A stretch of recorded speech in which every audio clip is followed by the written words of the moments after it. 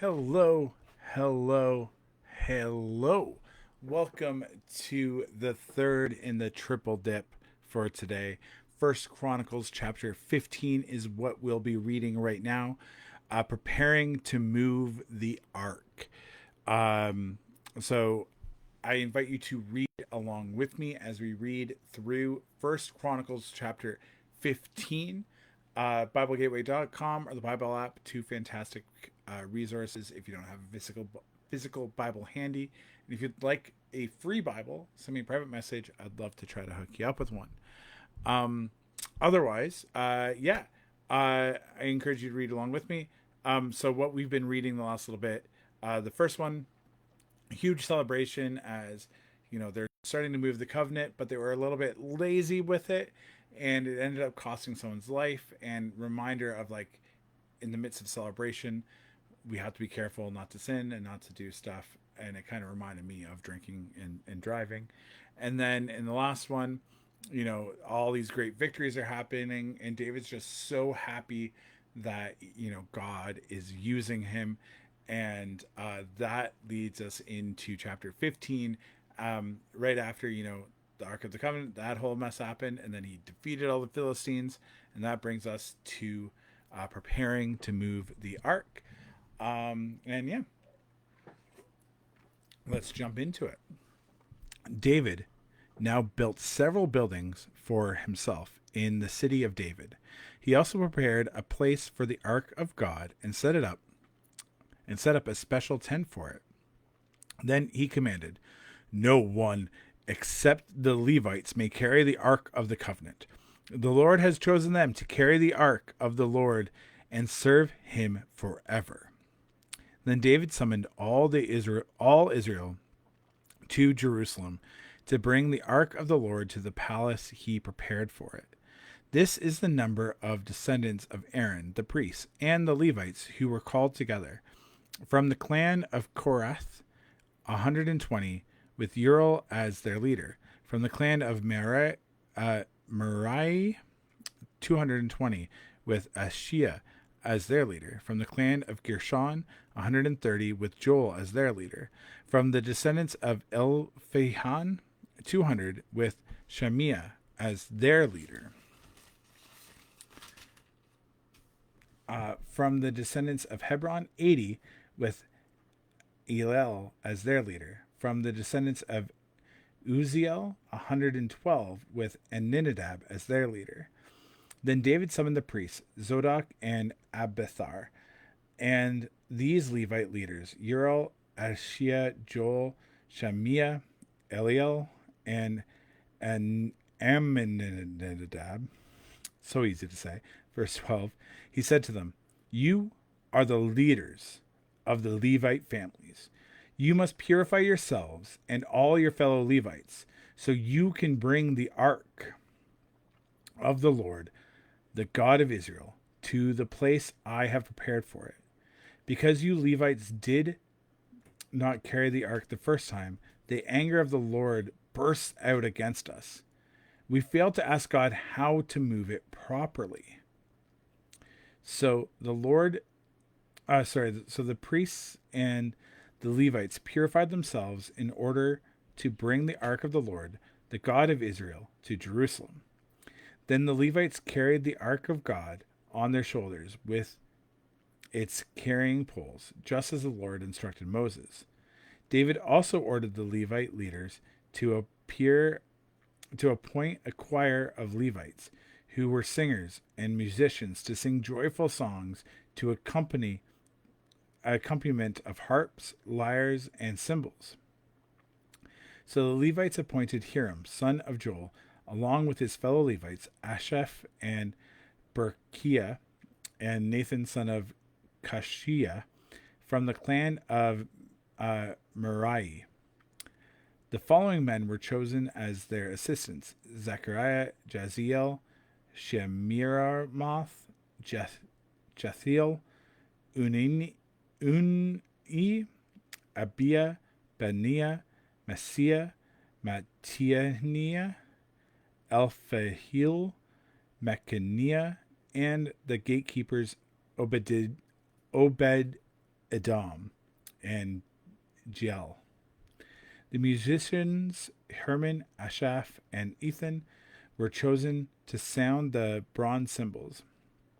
Zechariah, Ezel, Shiramoth, Jahiel, Uni, Abad, Messiah, and Beniah were chosen to play the harps. Mattaniah, Elfihu, Melchaniah, Obed Edom, Jiel, and Azahiah were chosen to play the lyres. Keniah, the head Levite, was chosen as a choir lead because of his skills. Berkiah and Elkaniah were chosen to guard the ark. Shebaniah, Jehoshaphat, Jatiniel, Amashiah, Zechariah, Benaniah, and Eleazar, all whom were priests, were chosen to blow the trumpets as they marched in front of the ark of God. Obed-Edom and Jahiah were chosen to guard the ark, moving the ark to Jerusalem. Verse 25.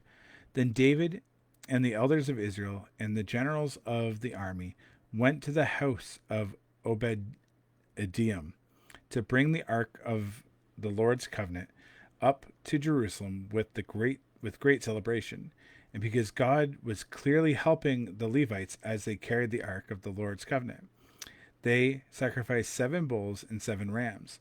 David was dressed in a robe of fine linen, as were all the Levites who carried the ark, and also the singers and Keniah, the choir leader.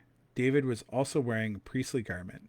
So all Israel brought up the ark of the Lord's covenant with the shouts of joy, blowing the ram's horns and trumpets, and crashing the cymbals, and loud playing on the harps and lyres.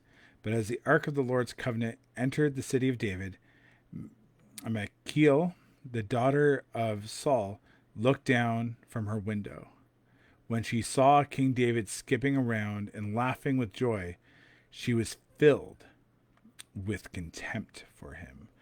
Boom, boom, boom. That is a cliffhanger and a half right there. I don't know what's going to happen, but may God add a blessing to the reading of First Chronicles chapter 15. So we see like a great contrast between the first time that they went to go move the ark and the second time. There was a lot of rules and regulations that God set up for moving the ark, and they ignored them because they were just so happy and victorious. And this is like, no, we're going to plan ahead. It's still going to be this awesome celebration with laughter and singing and harps and all this other stuff. We're still going to have the joy of the celebration, but we're going to do it responsibly. So if we're going back to the drinking and driving thing, it's having a plan for a taxi or a designated driver, something like that. They have planned out how to do it responsibly and safely. They learn to have this celebration responsibly and safely. So that's one of the big things. They made a plan to do it that, stopped them from sinning and going forth, right? Then, as they're celebrating and all this stuff, Saul's daughter's like, looking down all like with contempt. I don't know what she's going to do, but the story just continues in verse 16. So it's kind of interesting, kind of exciting. So we'll pick up for there for sure. There was something else as we were reading it as well that jumped out at me too. Personally, I'm not a huge fan of worship in church. I get why it's there. I do think that it's important. But I connect with God and usually worshipfully with much heavier music. So I always just feel disconnected, I guess is a better way of putting it. Not, I feel disconnected with most church worship. I can count on like my hands the amount of times that I've really felt drawn in and connected. I felt it in my local church. I felt it in some other places.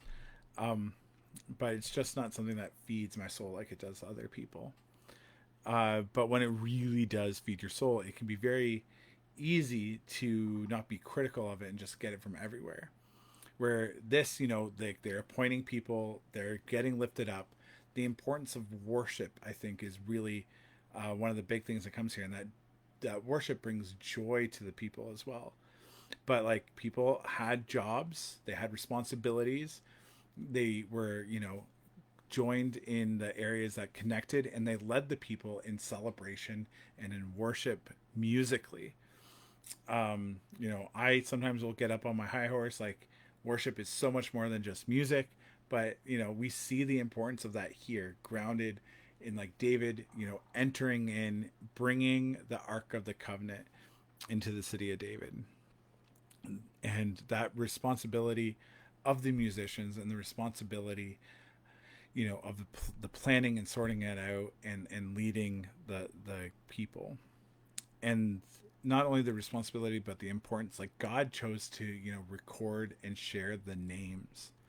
So people that, love worship music and love to be worship music leaders, they are in really, really good company here.